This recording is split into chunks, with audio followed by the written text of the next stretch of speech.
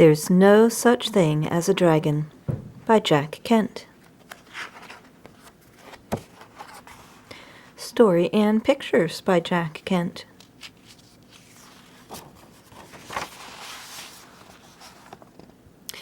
Billy Bixby was rather surprised when he woke up one morning and found a dragon in his room. It was a small dragon, about the size of a kitten. The dragon wagged its tail happily when Billy patted its head.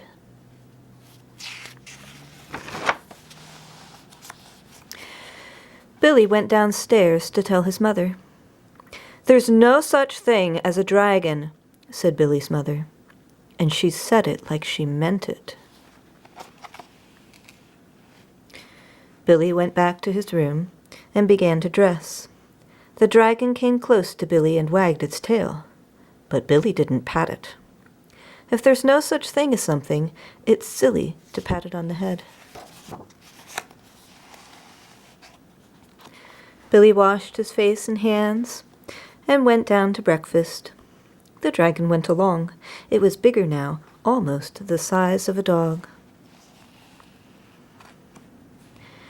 Billy sat down at the table. The dragon sat down on the table. This sort of thing was not usually permitted, but there wasn't much Billy's mother could do about it. She had already said there was no such thing as a dragon, and if there's no such thing, you can't tell it to get down off the table.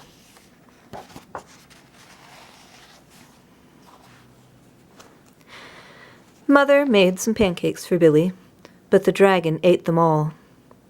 Mother made some more, but the dragon ate those too. Mother kept making pancakes until she ran out of batter. Billy only got one of them, but he said that's all he really wanted anyway. Billy went upstairs to brush his teeth. Mother started clearing the table. The dragon, who was quite as big as Mother by this time, made himself comfortable on the hall rug and went to sleep.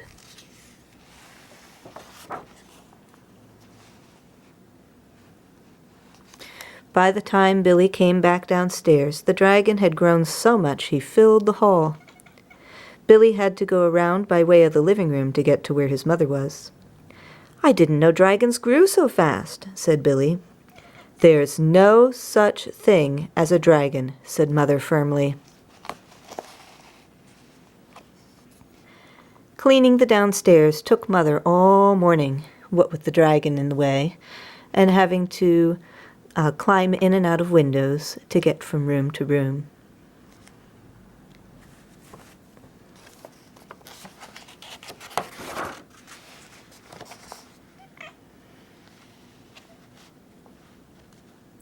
By now the dragon filled the house.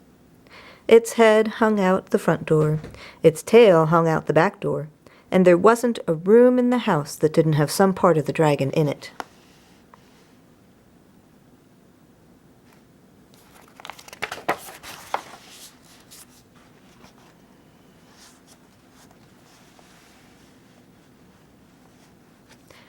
When the dragon awoke from his nap, he was hungry.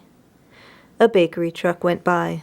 The smell of fresh bread was more than the dragon could resist. The dragon ran down the street after the bakery truck. The house went along, of course, like the shell on a snail.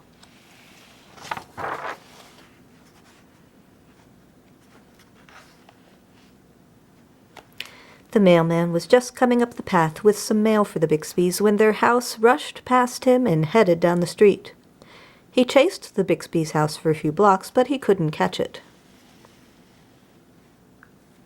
When Mr. Bixby came home for lunch, the first thing he noticed was that the house was gone.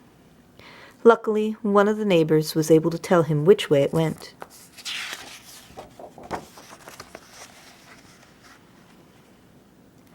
Mr. Bixby got in his car and went looking for the house. He studied all the houses as he drove along. Finally, he saw one that looked familiar. Billy and Mrs. Bixby were waving from an upstairs window.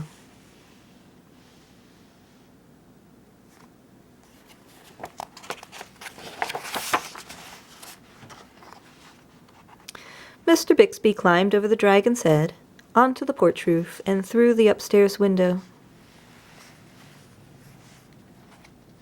How did this happen? Mr. Bixby asked. It was the dragon, said Billy. There's no such thing, Mother started to say. There is a dragon, Billy insisted. A very big dragon. And Billy patted the dragon on the head. The dragon wagged its tail happily. Then, even faster than it had grown, the dragon started getting smaller. Soon, it was kitten size again.